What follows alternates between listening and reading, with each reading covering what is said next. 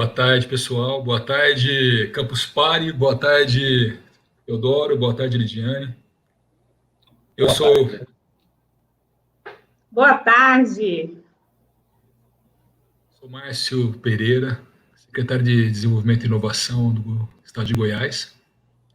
E a gente veio aqui hoje abrir um debate sobre educação para o futuro.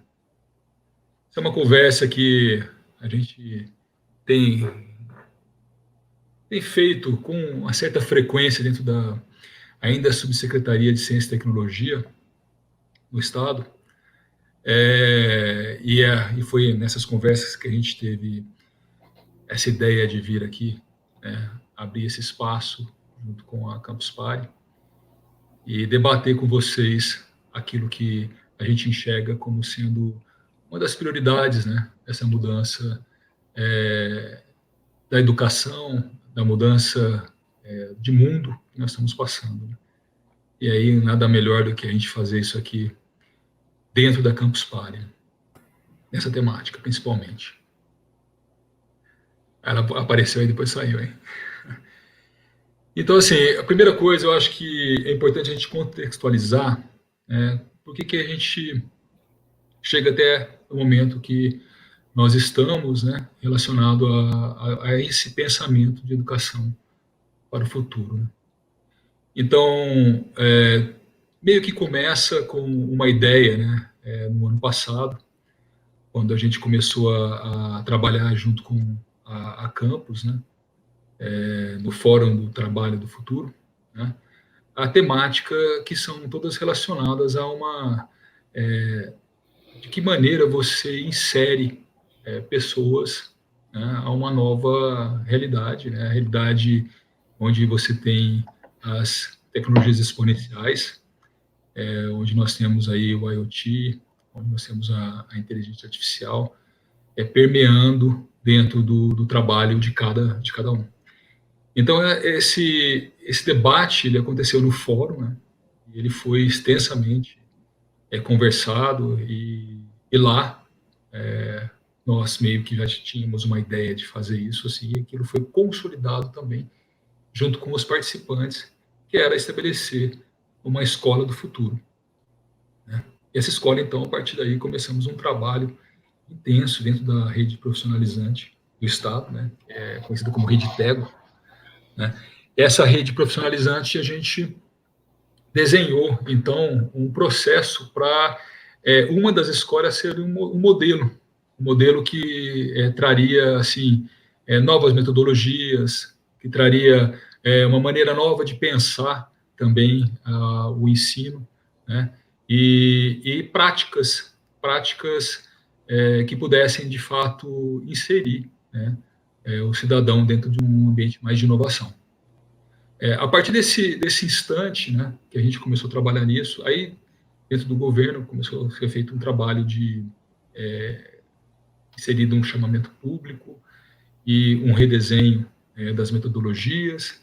Havia um trabalho também que tinha sido feito antes com o Ministério da Ciência e Tecnologia para estabelecer laboratórios, né, makers, dentro de algumas dessas escolas. Então, começamos a consolidar isso.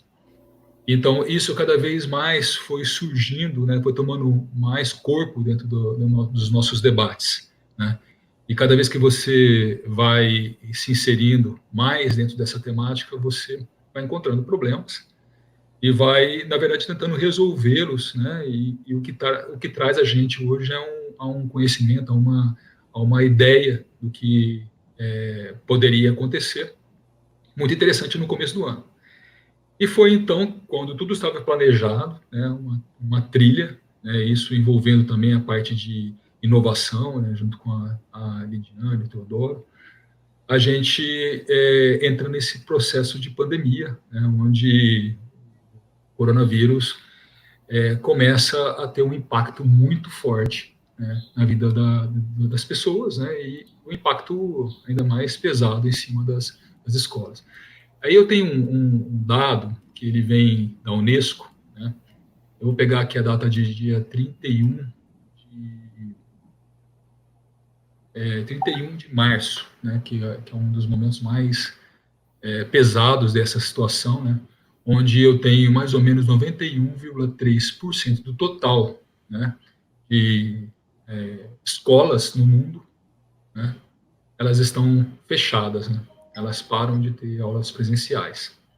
Aí vários modelos que vão se pôr, mas esse é o modelo que inicialmente acontece, ela se encerra, né, as atividades presenciais. Isso é mais de 1,6 bilhão de pessoas, né? 194 países, esses são os números que a Unesco apresenta. Nesse instante, né, a gente também já estava num trabalho aqui no governo de fazer o processo de fechamento, né? E aí a rede ela teve uma resposta muito rápida, né?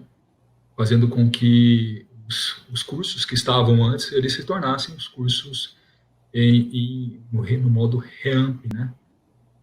Que na verdade é um modo não presencial, né? Mas que ainda o professor ele tem tipo uma videoconferência com os alunos. E intensificamos o material também, né? Que antigamente estava todo papel, materiais manuais para serem digitalizados. Então, assim, a parte de EAD também passa a ter um esforço grande da equipe que torna isso um processo, assim, de um dia para outro, viável em praticamente toda a rede. Isso não aconteceu só dentro da rede que o Estado estava administrando, mas aconteceu isso em todos os lugares do mundo, mas de formas diferentes. De diversas maneiras, começou-se um trabalho dentro da educação e vários debates foram abertos, né, quanto se a digitalização era o modelo adequado, se aquilo, como isso ia acontecer, de que forma que o aluno vai aprender, nós vamos chegar até todos os alunos, nós estamos sendo inclusivos, né? Então, assim, muitas coisas, e até hoje elas estão presentes, né? Inclusive na retomada agora, como vai ser, elas estão presentes constantemente nos debates. Né? E isso não é uma exclusividade do Estado, isso é mundial, né? E cada um, na verdade, sofrendo de uma forma diferente. Né? Algumas são mais afetadas, né? Que, por exemplo, a educação infantil, né? E tem uma razão disso, né? Porque é muito mais complexo uma criança de 5 anos estar envolvida numa live como um adulto. Né? Como a gente estava trabalhando em ensino profissionalizante, para a gente era muito mais rápido, mais fácil de fazer. Né? Agora, aquele que estava no ensino infantil, por exemplo, teve que rever metodologias, e os professores, de repente, também não tinham uma condição, né, de conhecimento do produto, né, que iam operar dentro dessa interface digital. Aí você consegue agora, abrindo assim, nesse ponto, né, que nós estamos, né, você percebe que dentro da educação, isso não aconteceu só na educação, isso acontece dentro do trabalho das pessoas, né, no tipo de emprego, né, que você exerce, você vai ter uma mudança que também passou pela essa questão do coronavírus. E aí vai quase todos os segmentos. E aí você consegue pensar com esse cenário que o que foi discutido lá atrás na Campus Party, no Fórum do Trabalho do Futuro, que ele estava vindo para o presente. Né? Aquilo que nós falávamos de inovação, né, para fazer com que as coisas fossem mais digitalizadas, o nosso medo do trabalho ele ser assim diminuído, a oferta, né, criar uma situação mais complexa, né, economicamente falando, essa discussão que foi feita lá atrás, ela estava acontecendo nesse momento, está acontecendo nesse momento. Então, é como se você puxasse anos para o presente. É como se puxasse vários anos para serem feitos agora. Isso não é uma coisa que você faz de forma organizada, né? Porque a gente estava pensando no ano inteiro, faseado para preparar a população para um momento que, de repente, do nada, está vivendo ele, né? Porque, assim, como nós sabemos, né, você, para conseguir enxergar uma inovação, às vezes, é preciso que ela se relacione com alguma coisa conhecida dentro de você, né? Que você consiga ver o novo de forma que aquilo que a pessoa está te dizendo, você vai relacionar na sua mente aquilo que faz um link, né, com uma coisa conhecida, aí você percebe o novo. Então ela não pode, quando ela é muito nova, é difícil de você perceber. Então, a hora que isso aconteceu, a gente começou a entrar num debate que talvez a gente teria daqui a alguns anos até. E esse debate, ele é super importante, né, porque como ele já está posto, né, e a gente precisa acostumar a fazer essas relações para a gente entender o novo, a gente resolveu, então, discutir ele aqui, né. E, assim, discutindo esse debate, eu vou agora falar um pouco menos, pessoal, para não ser tão Fidel Castro, como dizem o nosso amigo Marcelo, né, que sempre lembro disso, e abrir assim, para a gente poder realmente estabelecer esse debate, né. Eu queria primeiro pedir para o Teodoro se apresentar, né, e depois abrir em cima de uma pergunta, né, que seria como é que ele vê, né, que a escola deveria se transformar, como é que é a visão dele nessa transformação em si, para atender esses anseios do futuro, né, que agora estão no nosso presente. Boa tarde, é um prazer estar falando aí com vocês. Meu nome é José Teodoro Coelho, eu estou superintendente de capacitação e formação tecnológica na Secretaria de Desenvolvimento. Faço parte do Conselho Estadual de Educação, onde eu presido a Câmara de Educação Profissional. E estou trabalhando com a área de educação profissional já há uns 20 anos, e na educação pelo menos uns 30. Então, a nossa vida foi nesse processo educacional. Respondendo já a pergunta, né? Na verdade, nós temos que pensar o seguinte: a educação ela é sempre muito resistente às mudanças. A gente observa que a educação, o modelo que nós temos de educação hoje ainda é semelhante a de 200 anos atrás. É a sala de aula, as carteiras enfileiradas, é o professor repassando conteúdo, e isso precisa e está num processo de mudança muito acelerado. E nós observamos agora, frente à questão da pandemia e do isolamento social, um choque de tecnologia que teve que ser, de um momento para o outro, incorporado pelas escolas, tanto por parte dos professores quanto por parte dos alunos. Os professores, do dia para a noite, tiveram que começar a utilizar ferramentas tecnológicas que até então existiam, mas estavam bem guardadinhas lá na estante. A hora que eu precisar para fazer uma aula diferente, eu vou lá e pego. E, de repente, se tornou a coisa comum, né? Então, eu saber utilizar as lives, eu saber utilizar o computador, essa ferramenta tecnológica, saber me comunicar, né, não necessariamente só com o aluno no dia a dia, mas utilizando todo esse ferramental, passou a ser uma questão primordial. Teve uma pesquisa muito recente, agora, que saiu, que 83% dos professores não se sentem preparados para utilizar essas tecnologias. E aí eu acho que é onde nós vamos, e aí eu concordo com o Márcio e me converso com a Lidiane, que nós precisamos ter escolas com propostas pedagógicas diferentes, com formas diferentes do professor atuar junto com o aluno e com o objeto de aprendizagem. E aí, um pouco mais na frente, nós podemos falar sobre essas novas ferramentas, né? A virtualização do ensino, né? Você utilizar imagens 3D, a manipulação, a questão que nós estamos pensando muito fortemente nas escolas do futuro, que o Estado está em uma fase já de implantação, a criação dos laboratórios criativos, que nós chamamos de Real Labs, né? Nós vamos ter 5 desses laboratórios já, talvez, nos próximos 2, 3 meses, já implementados na rede.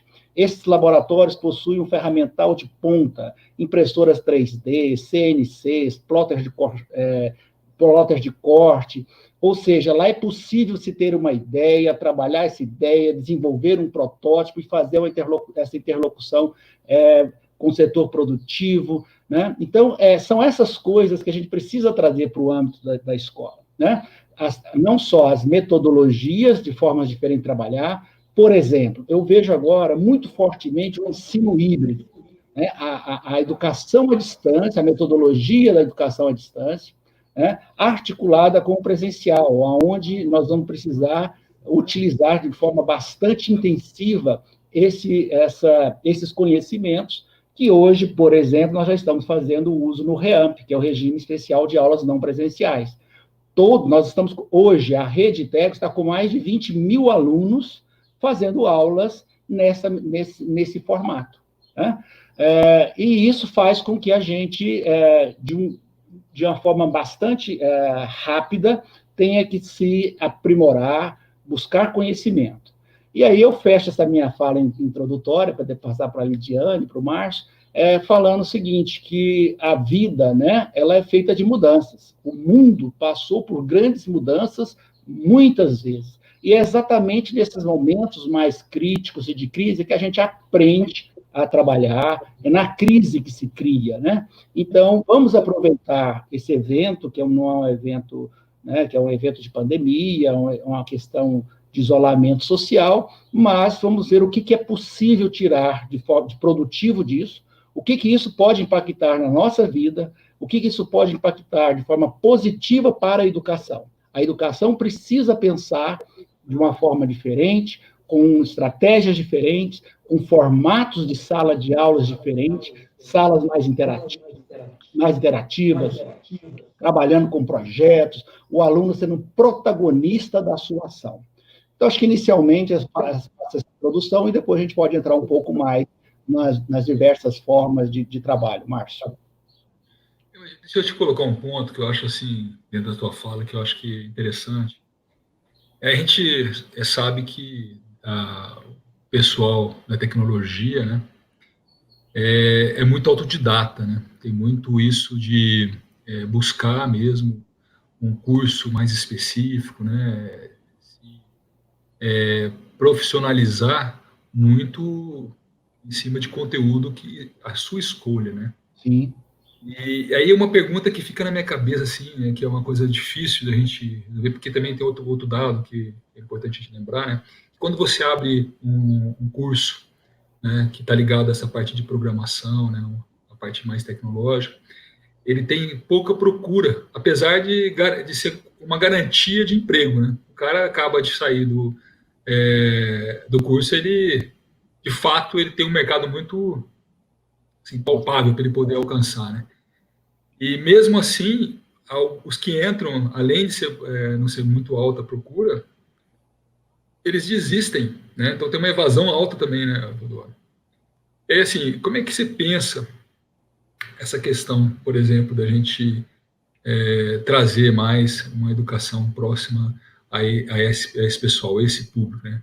Ou, digamos assim, os geeks, ou na verdade, os programadores, né? Tá. Veja, na verdade, nós temos que tentar conciliar as duas visões. Por exemplo, hoje existem o que nós chamamos de plataformas MOOC, Massive Open Online Courses. São cursos disponíveis para que o aluno possa fazer de acordo com a sua área de interesse e com a sua necessidade. Eu quero aprender a cozinhar, culinária, então eu vou ali e faço aquele curso, um curso mais rápido, de 15 horas, de 20 horas, de 30 horas, e eu vou, essa é uma forma de você disponibilizar essa facilidade para o aluno buscar aquilo que lhe interessa mais diretamente, de forma mais rápida. Nós temos também, hoje, uma possibilidade do que a gente chama das plataformas adaptativas.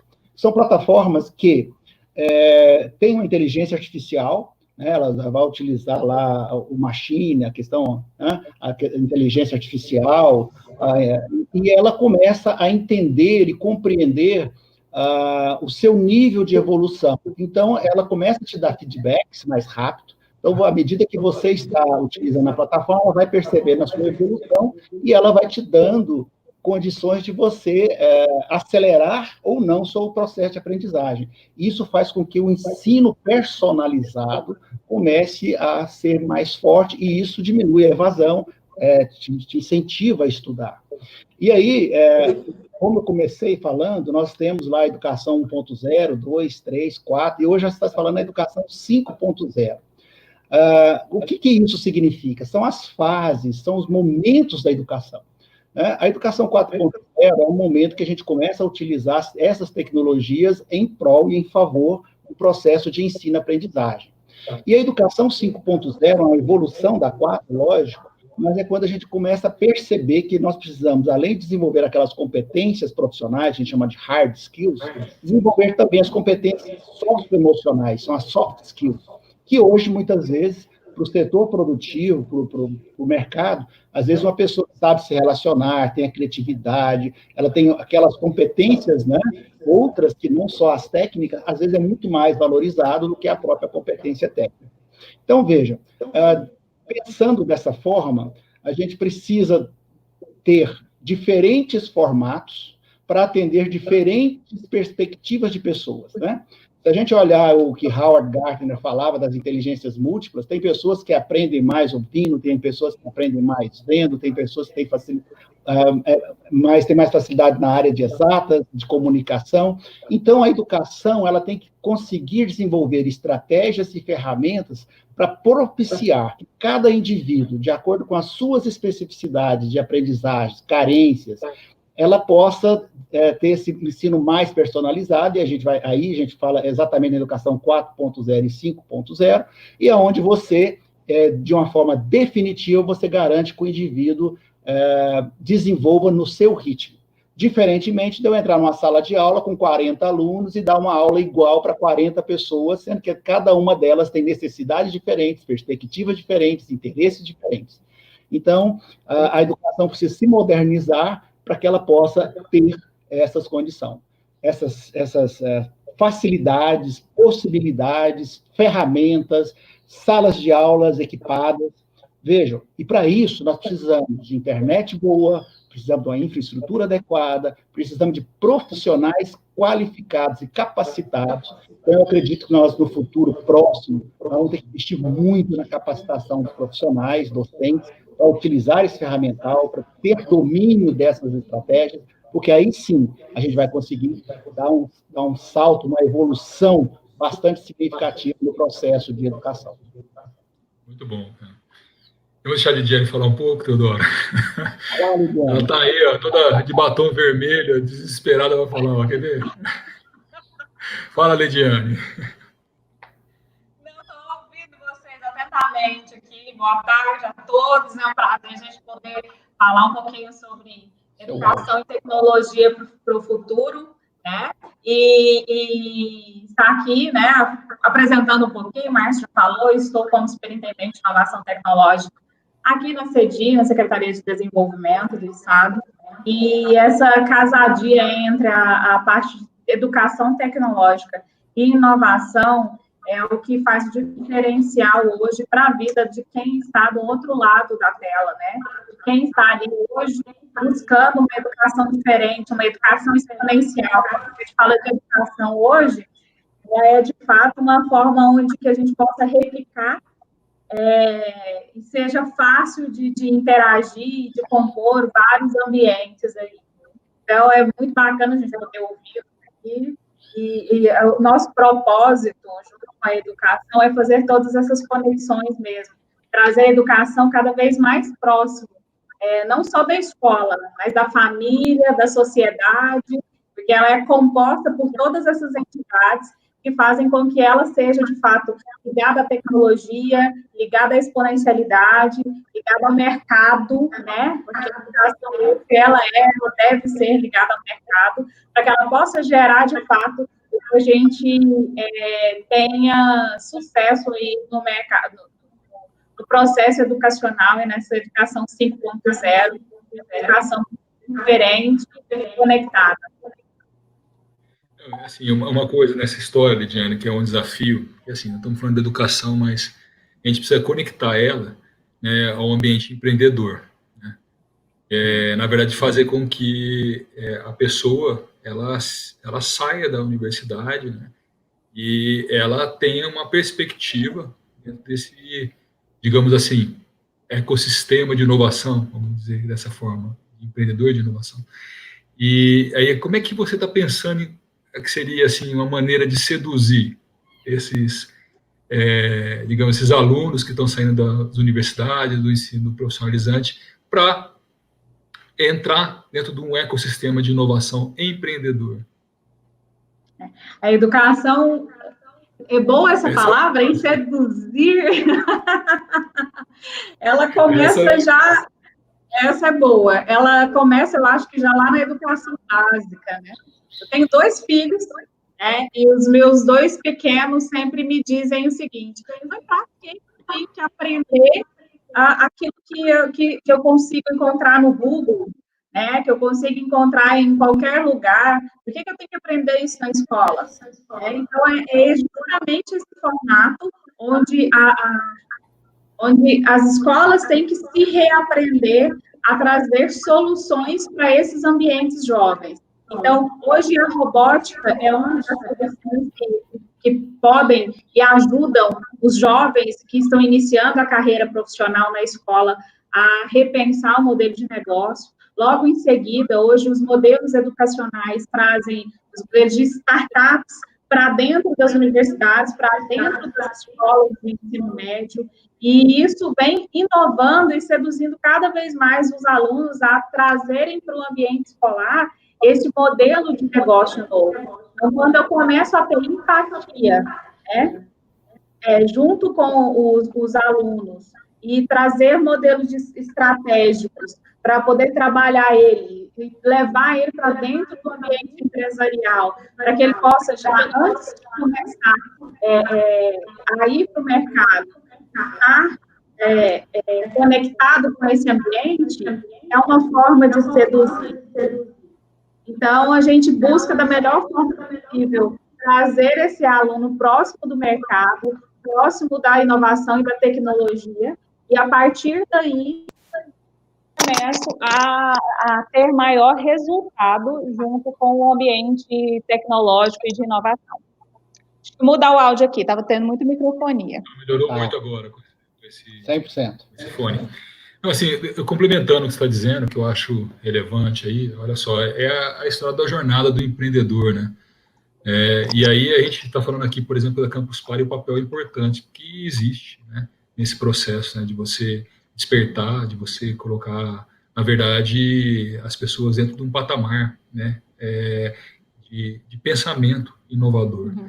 Aí os ambientes de inovação também são muito sedutores, né, quando você traz assim aqueles ambientes mais cool, né, que você coloca a pessoa dentro de um lugar que ela relaciona com diversidades, né, com um ambiente agradável, que propiciona, né, propicia, na verdade, um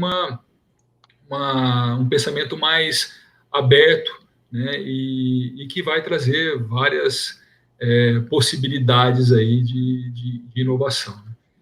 Isso é uma coisa que a gente vem trabalhando bastante, né, com os centros de inovações que estão sendo desenhados aí, né, que logo mais estarão sendo lançados. Inclusive tem um chamamento aberto agora para o de Anápolis, né, para a gente conseguir estabelecer aquele centro de convenções como sendo parte dele um centro de inovação para tratar isso. E acho que essas condições são essenciais de fomentar, né, também esse ecossistema, trabalho que se faz muito dentro da FAPEG, né? A FAPEG vai lá dentro do campo de pesquisa, achar grandes possibilidades de empreendedorismo, vem trazendo isso de algumas rotas, né? Que, por exemplo, a Rota do Leite, junto com o Ministério do Desenvolvimento Regional. E aí eu acho que esse processo todo, ele vai criando mais facilidades, né? Para que a pessoa, quando saia da universidade, ela tenha alguns caminhos assim mais facilitados, né, para inovar, para desenvolver. Né? O bacana é que hoje, através da Campus Party, né, aqui nós temos um arcabouço de possibilidades de fazer com que a sociedade possa educar através da família, dos grupos, das organizações, das mídias, e com isso a gente internalizar isso dentro de um ambiente muito maior. Hoje nós estaremos iniciando um processo de lançamento dos institutos do Includes, que são laboratórios de inclusão digital. Nós vamos estar em 6 regiões do estado, então vai ser o início do processo de inserção desses jovens, dessas pessoas que estão no ambiente de maior vulnerabilidade social e que têm dificuldade de acessar a tecnologia, a inovação, e os laboratórios inclusos vão dar essa oportunidade para esses talentos, esses jovens, né, dessas regiões, a terem contato com a educação do futuro, né, onde eles vão poder aprender robótica, vão poder utilizar e reutilizar vários equipamentos dentro do ambiente desses laboratórios, e a partir daí terem maiores possibilidades de ingresso no mercado de trabalho. Então, a gente começa lá dentro do básico, né, da educação básica ali, de iniciação à ciência e tecnologia, e ela vai subindo no decorrer da cadeia, né, que por isso tratamos de ecossistema de inovação.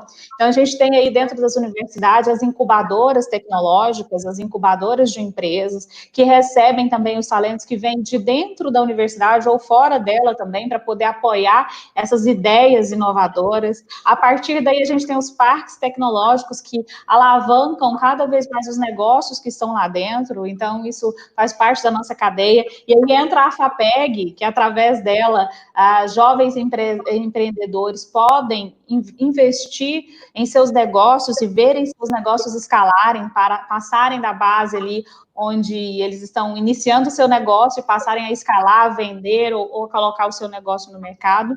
E assim vai, até a gente encontrar um ambiente para eles, né, que são esses ambientes de centros de inovações e parques tecnológicos, onde eles podem escalar e sua empresa já grande, receber investimentos de outras instituições, empresas ou investidores anjos para poder estar. Então, é um processo hoje que a evolução da educação 5.0, ela parte lá desde a educação básica. E hoje a gente, através da CEDI, a gente consegue dar e passar por todo esse caminho, essa rota da inovação dentro do ecossistema, né, e ofertar isso para a população das mais diversas formas possíveis. Márcio, tem 2 perguntas aqui no chat, eu posso responder? Claro, fica à vontade. O que eu achei interessante, são 2 perguntas, uma complementa a outra e tem muita gente discutindo isso. As perguntas são o seguinte: vocês acham que tem possibilidade de tudo ser EAD futuramente, né, em função do Covid? E a outra pergunta aqui do chat também, uma da Milena e outra do Paula, vocês concordam que o método EAD, devido ao corona, perde a qualidade do ensino? Olha, as 2 perguntas são interessantes, acho que elas se complementam. Na verdade, o ensino à distância, ele já vinha num processo crescente, gradual, né, constante em todo o mundo, né? Hoje, nós temos um volume de pessoas matriculadas na educação à distância, talvez até superior do ensino presencial. A educação à distância, ela não diminui a qualidade. O problema é que a gente precisa ter realmente ferramentas que deem suporte a esse atendimento e profissionais adequadamente capacitados para utilizar isso. Só que o que nós estamos utilizando agora não é a educação à distância, que é uma metodologia de ensino. Nós estamos excepcionalmente, né, utilizando o regime não presencial de aulas, que é onde você tem o professor fazendo o monitoramento, o acompanhamento, ele mantém ainda aquela gestão muito próxima do aluno. Mas o que eu vejo no futuro? No futuro eu vejo o crescimento muito forte do EAD, mas o que a gente chama de ensino híbrido, que é o blended.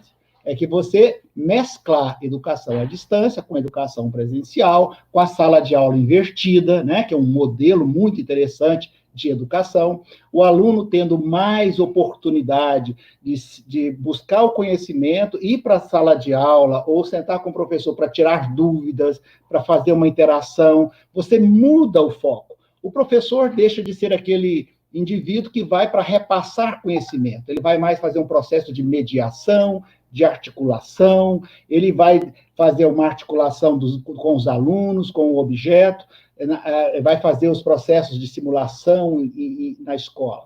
Então, veja, eu acho que nem é tudo EAD, nem é tudo presencial, mas é o que a gente chama mesmo do blend, que é você mesclar essas duas situações, que é o ensino híbrido, e aí a gente começa com uma série de outras possibilidades, né?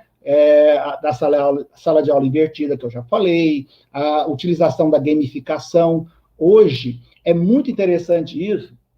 2016 a 2017, foram lançados 874 games aqui no Brasil. 62% desses games foram para a área de educação. 62% desses 817 que foram lançados. Só que a escola, ela se assimilou muito pouco, ela não assimilou isso, então ela não busca isso. Tem muita coisa boa no mercado, só que nós precisamos buscar essas novas tecnologias, como nós estamos dizendo, e trazer isso para a sala de aula. Tá? Então, respondendo as duas perguntas, acho que é mais ou menos por aí. Queria pôr uma pitadinha de pimenta aí, Teodoro. Posso? Oxe! Adoro. Vou usar meu batom vermelho, já que vocês falaram, né, para pôr uma pitadinha de pimenta. O que eu vejo aí nesse modelo educacional, a gente vem falando disso com muita frequência, né, que é um processo muito rico, muito complexo e muito dinâmico também, né? Tudo, a gente está na vibe do muito. É quase que um Black Mirror que a gente vem vivenciando aí nos últimos tempos, principalmente para a educação.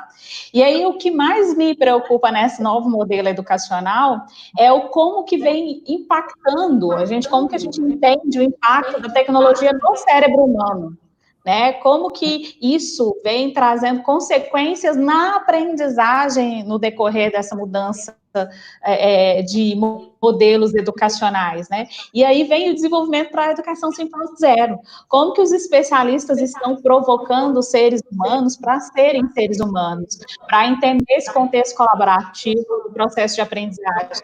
A gente partir do pressuposto que eu não vou ter um ambiente físico todos os dias, mas como eu vou trazer esse ambiente colaborativo para estar com pessoas, além de dominar a tecnologia, além de ter a mentalidade empreendedora no dia a dia, né? E aí a gente ser capaz de unir tecnologia, inteligência social, inteligência emocional, e aí criar soluções impactantes para a sociedade.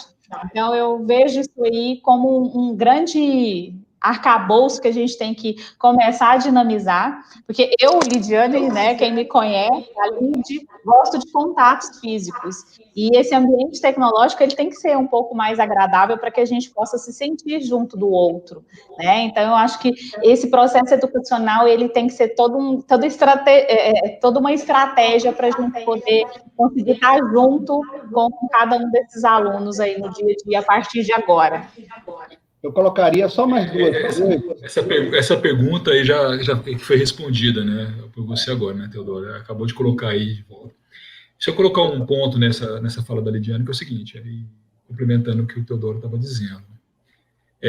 A questão de tocar, né, essa questão de você ter atividades manuais, é uma das coisas que mais diferenciam aí o ser humano da máquina.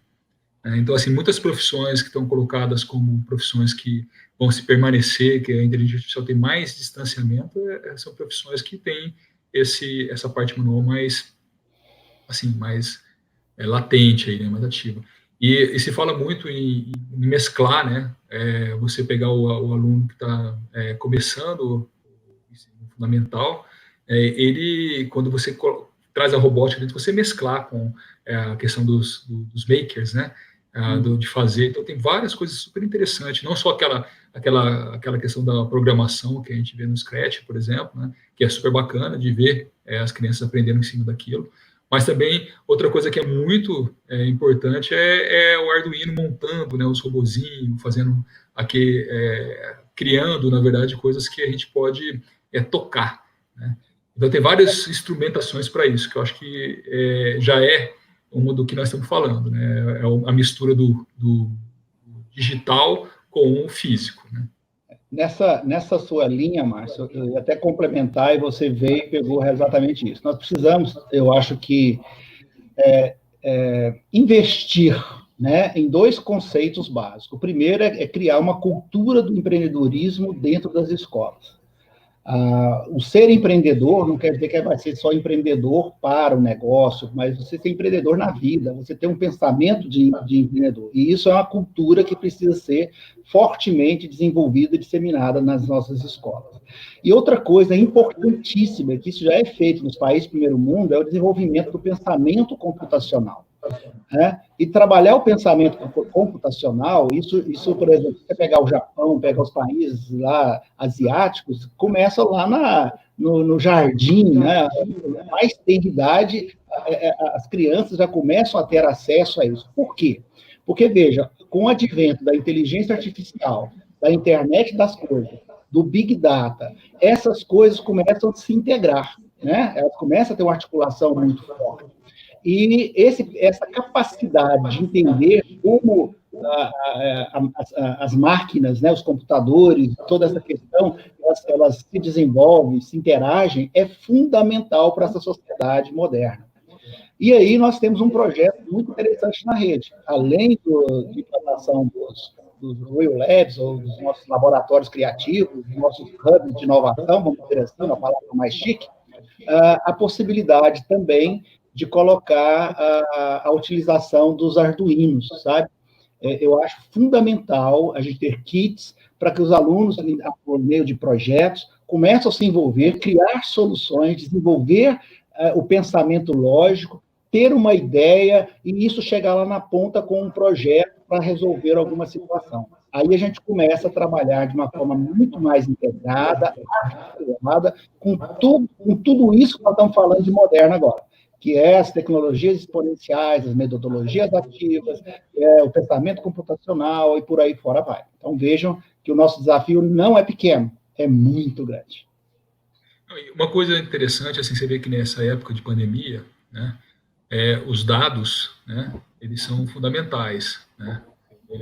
Se você não tivesse, por exemplo, todo esse acompanhamento dos leitos, acompanhamento do percentual de contaminação, e aí por aí vai, né? E é para você fazer estatisticamente previsões, como essa da UFG, que foi tão assertiva, né? Está sendo tão assertiva com relação à propagação do coronavírus aqui no estado, né? Então, assim, você, quando vê isso, você começa a correlacionar isso com uma questão muito, como essa que a gente está fazendo dentro da rede, né? Que é entender a individualidade, né, através dessa relação na própria redação do aluno, né? O aluno, ele escreve, você consegue, na verdade, fazer perfis, né? E aí, através disso, né, você conseguir realmente modelar, assim, qual seria uma maneira de fazer com que aquele aprendizagem fosse muito mais fluido, né, Teodoro? Então, assim, provavelmente, essa maneira, ela vai passar por esse choque entre físico, entre o digital, entre como é que você leva, porque alguns vão sentir muito melhor, de repente, com esse ensino mais aberto, mais relacionado, mais, né, mais físico, né? Com certeza. Acho que isso aí é um ponto assim que vai evoluir rapidamente quando os dados que a gente que vai sendo coletado conforme a educação vai tornando cada vez mais digital, ela vai tendo essa troca, né? O bom, eu estou vendo a gente falar aqui muito sobre educação, mas para que a educação aconteça, a gente tem os bastidores, né? E como é que esses professores estão sendo preparados? Como que esses professores vêm recebendo esse conteúdo para poder repassar isso num modelo que vem do nada? Nós partimos quase do zero, né? Foram muitas dúvidas, muitas pessoas, muitos professores que eu conheço, que eu recebi esse feedback, que falava assim, Lid, eu vou falar um negócio para você, viu? Eu nunca trabalhei tanto na minha vida depois dessa pandemia, visto que antes eu tinha um livro para poder conduzia ali, eu me aprontava para poder estar ali naquela aula, e agora eu tenho que buscar novas ferramentas que eu desconhecia, ou que eu nem sabia que existia, ou que nem existe ainda, para poder trazer essa nova educação para aqui para frente, para eu me tornar atrativo para o meu aluno não se perder no meio do caminho. E a gente, às vezes, vai falando de educação e esquece de educar os nossos educadores para essa nova tecnologia, né, Teodoro? Então, assim, são tantos desafios que vêm com essa educação do futuro, que como que a gente está preparando essas ferramentas para que esses educadores do futuro estejam frente a todas essas tecnologias, inteligência artificial, robótica, né, e fazer isso aqui, ó, na tela, fazer com que a tela seja atrativa para o aluno, é um desafio muito grande, né, Teodoro? E sei que hoje a Rede tem vem trabalhando fortemente para poder isso acontecer. E eu estou vendo muitos professores aqui no chat também, eu queria tocar nisso, porque eu enxergo ele como um gestor de entregas na atualidade, né? Que ele vai entregar novos profissionais, vai entregar conteúdo para o mercado de trabalho.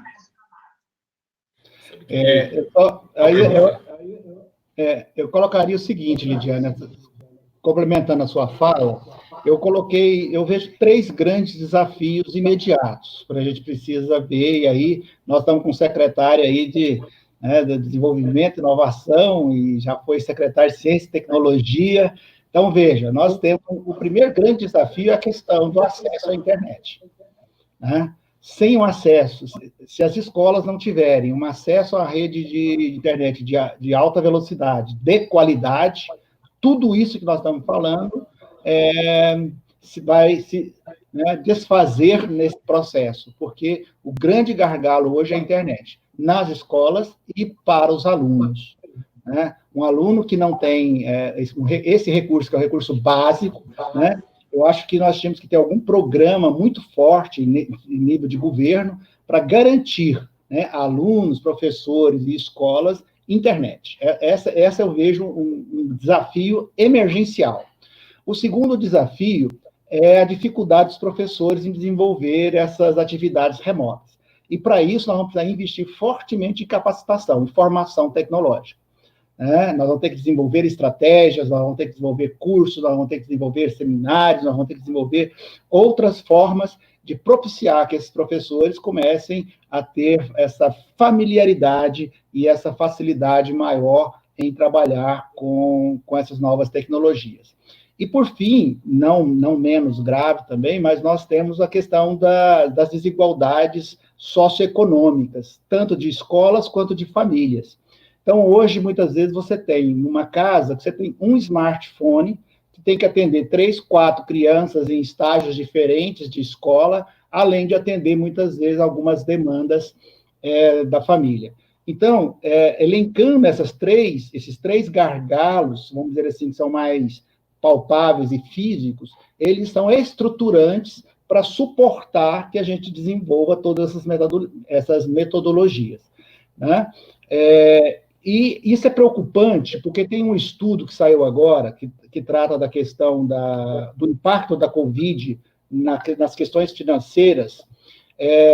Eles têm um estudo que fala que a economia ela pode ter uma retração de 8% a 25%. Esses 8% a 25%, mas o que isso tem a ver com a educação? Fundeb, que é o fundo que faz a manutenção, né, da educação básica, e que representa praticamente 100% do pagamento dos professores. Se nós tivermos um impacto de 8% na arrecadação, isso vai impactar algo em torno de 9 bilhões de reais no Fundeb. 25% chega a 30 bilhões. Ou seja, isso é falta de dinheiro que vai fazer falta lá na ponta. E aí já tem até um estudo, já estão discutindo, a gente fala, tem aquele FUST, né, que é o fundo lá das telecomunicações, que tem hoje algo em torno de 30 bilhões depositados. Da utilização desse FUST para dar esse socorro, né, que a educação vai precisar, com certeza, a partir desse próximo ano.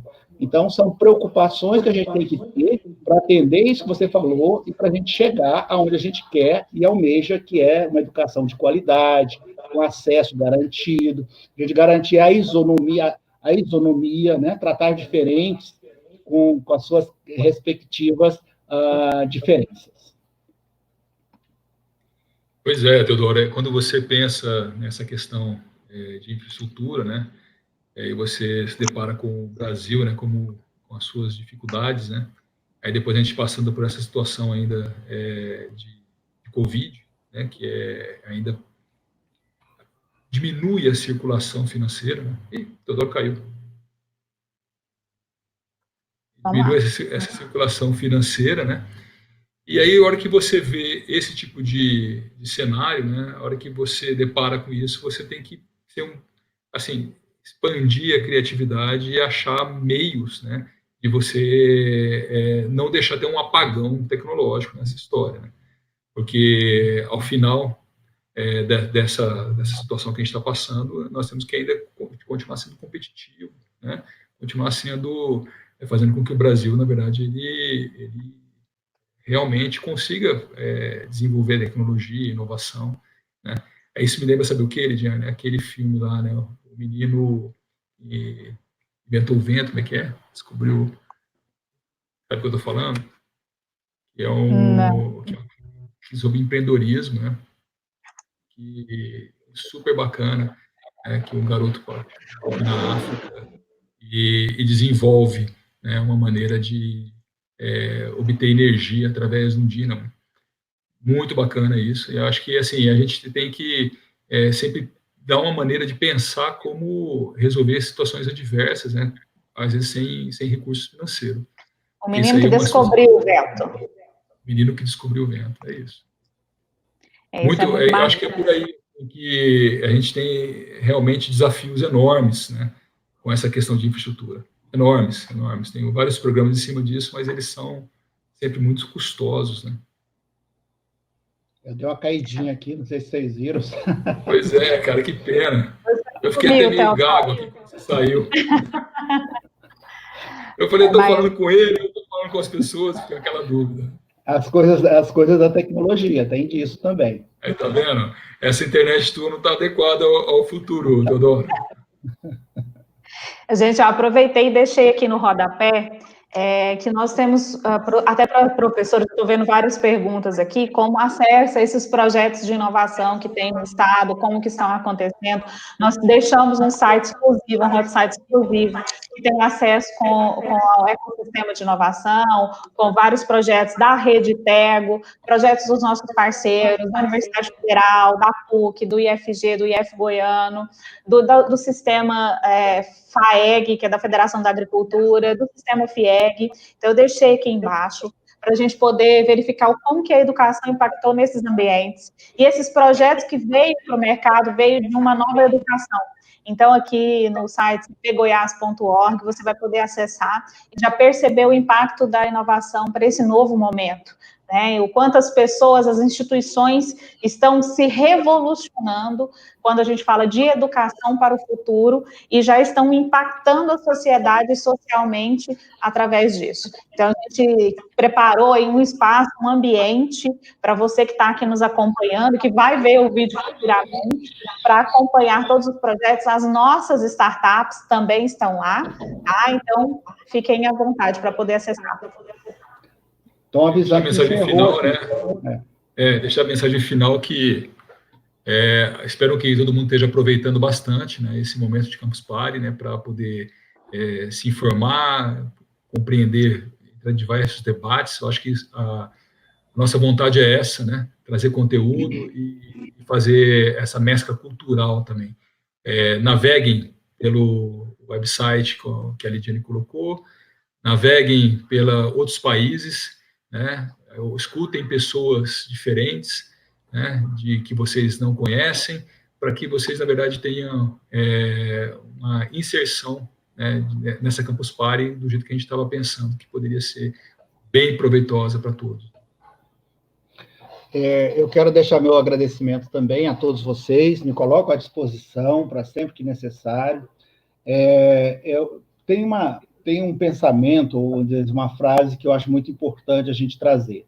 A exclusão mais perversa que nós vamos ver agora no futuro é a exclusão para o trabalho, porque ela vai requerer que você tenha e desenvolva novas competências, né?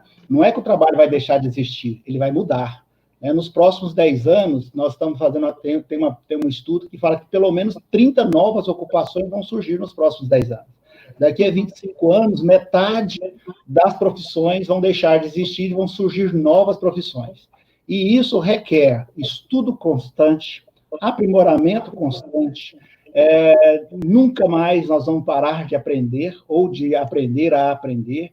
Então, gente, a minha mensagem final é essa: é estudar muito, ler bastante.